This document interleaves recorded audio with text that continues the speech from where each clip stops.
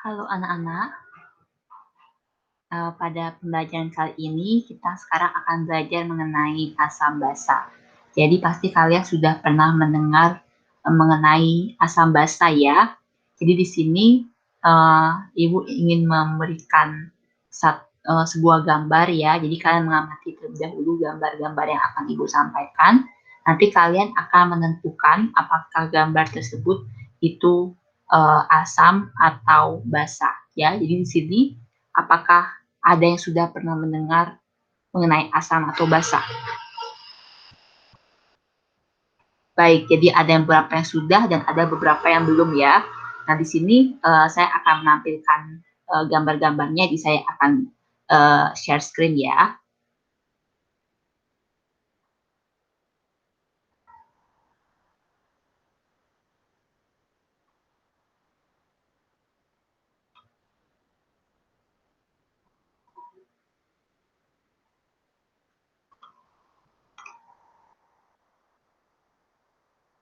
Nah, di sini kalian melihat ada gambar-gambar ya.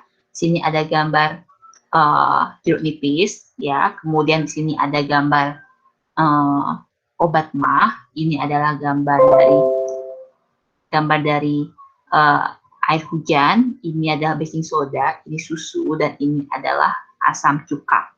Jadi pertama, Ibu ingin menanyakan salah satu ya, salah seseorang, jadi apakah jeruk nipis ini termasuk asam atau basa? Ya, jadi ini termasuk asam ya. Obat mah termasuk asam atau basa? Ya, jadi obat mah itu termasuk basa ya. Kemudian air hujan, ini termasuk asam atau basa? Ya, ada yang menjawab asam, ada yang menjawab basa, ada yang menjawab netral ya. Ada lagi pendapat yang lain?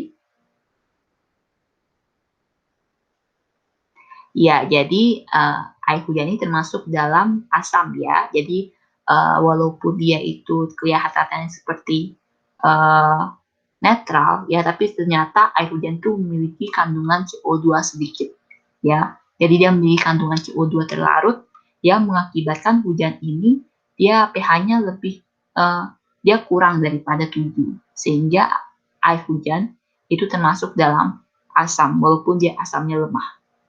Kemudian yang selanjutnya baking soda itu termasuk asam atau basa. Iya, betul. Jadi baking soda itu termasuk basah ya. Kemudian selanjutnya yang gambar kelima, susu ini termasuk asam basah. Ya, dia termasuk netral ya. Jadi susu itu dia tidak asam, dia tidak basah, dia termasuk dalam netral ya. Kemudian yang terakhir, gambar terakhir, ini termasuk asam atau basah. Iya, betul ya. Jadi asam cuka, ini cuka ya, cuka itu termasuk dalam asam dan dia termasuk asam lemah. Ya, anak-anak ya. Jadi saya sekarang stop share screen. Nah, di sini saya ingin bertanya kepada salah seorang, bisa nggak kalian memberikan ciri-ciri dari asam atau basa? Ya, jadi yang pertama asam, jadi bisa saya tunjuk misalkan Suwardinata bisa menjelaskan mengenai ciri-ciri dari asam. Silakan.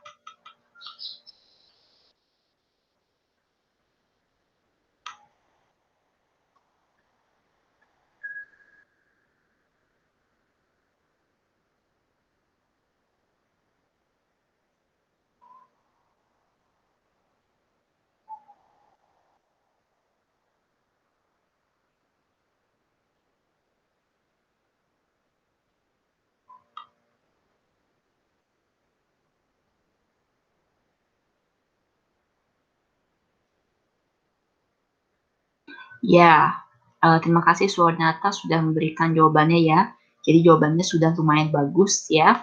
Jadi di sana mengenai asam ini dia itu termasuk dalam uh, yang sifatnya itu dia berasa manis ya, berasa asam ya. Kemudian dia itu juga bersifat korosif seperti itu ya. Dan kita bisa lihat juga dari pH-nya Kalau misalkan dia pH-nya kurang dari 7, ya berarti dia termasuk dalam dalam asam, ya.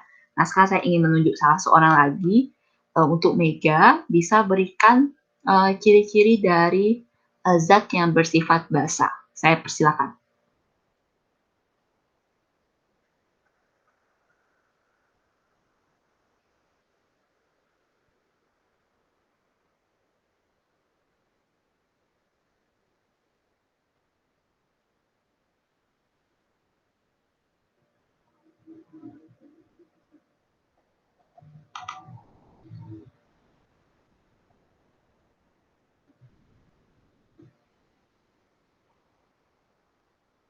Iya, bagus ya.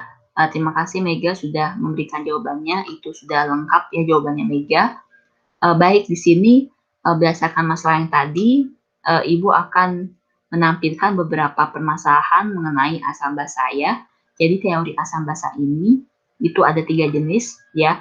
Ada teori asam basa Arrhenius, kemudian ada teori asam basa Bronsted-Lowry, dan yang ketiga itu adalah teori asam basa Lewis ya. Jadi untuk pertemuan kali ini, Ibu akan menampilkan kepada kalian beberapa permasalahan terkait teori asam basa ya. Nah, di sini Ibu akan bagi 2 kelompok ya. Jadi untuk 3 orang pertama, ya 3 orang pertama pada absen, itu adalah kelompok 1, sedangkan untuk 4 orang terakhir itu masuk ke dalam kelompok 2. Apakah sudah dipahami? Ya, bagus. Ya, jadi sudah paham ya. Nah, di sini saya akan share screen lagi mengenai apa yang harus kalian kerjakan.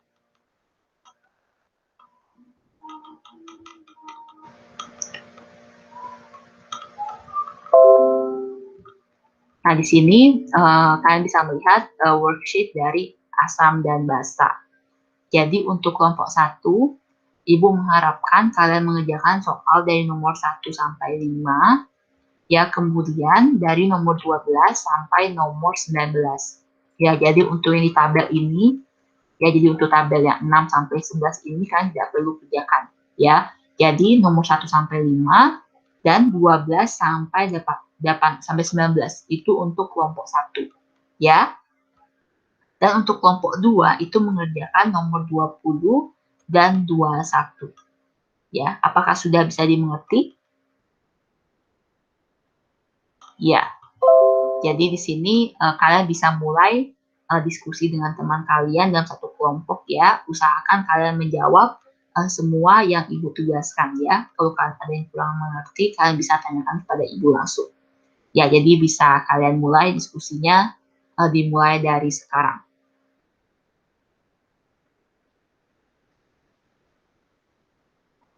Baik, karena di sini sudah waktunya sudah selesai ya.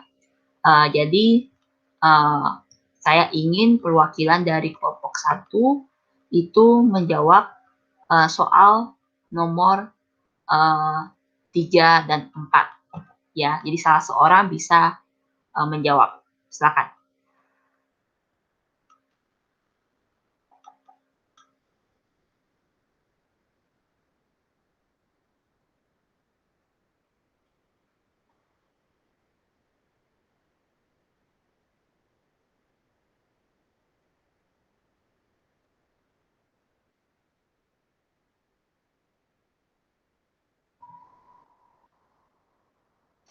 Iya, terima kasih buat kelompok 1 yang sudah menyampaikan jawabannya ya. Jadi benar yang dibilang oleh kelompok 1.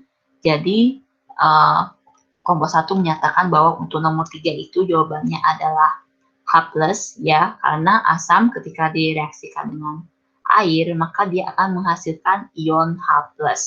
Ya, sedangkan untuk yang nomor 4 ketika basa itu direaksikan dengan air maka dia akan menghasilkan ion OH- atau ion hidroksida. Ya, jadi di sini contohnya misalkan seperti HCl. HCl itu ya pada air dia akan terdisosiasi menjadi H+ dan Cl-. Ya, jadi karena dia menghasilkan ion H+, maka HCl ini termasuk asam. Ya, anak-anak ya. Nah, sedangkan kalau basa, contohnya seperti KOH, seperti itu ya, dia menghasilkan ion K+ dan OH-. Sehingga KOH, itu kalium hidroksida, itu termasuk dalam basa. Jadi ini adalah teori asam basa Arrhenius ya. Jadi pada teori asam basa Arrhenius yang bersifat asam itu adalah senyawa yang menghasilkan H+ pada air. Kalau basa, dia adalah senyawa yang menghasilkan ion OH- dalam air. Ya. Jadi bagus untuk kelompok 1. Sekarang untuk kelompok 2, saya ingin perwakilan dari kelompok 2 menyampaikan jawaban untuk nomor 20 A dan B. Untuk itu saya persilakan.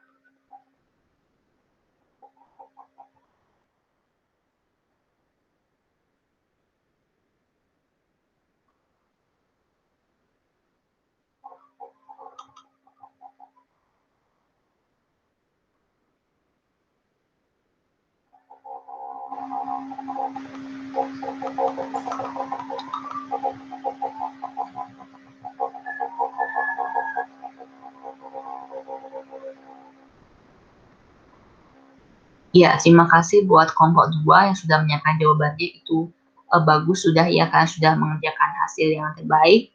Ya, jadi benar yang sudah disampaikan oleh teman kalian ya. Jadi di sana yang bersifat sebagai asam itu adalah yang memberikan H+ atau mendonorkan proton. Sedangkan kalau yang bersifat basa itu adalah yang menerima H+ atau menerima proton. Nah, kalau asam itu sudah melepaskan H+, maka hasilnya itu menjadi basa. Itu namanya basa konjugasi. Tetapi kalau basa yang sudah menerima H+, maka dia akan menjadi asam konjugasi. Ya, anak-anak ya. Jadi apakah ada yang ingin ditanyakan terkait penyampaian dari kelompok 1 sama kelompok 2?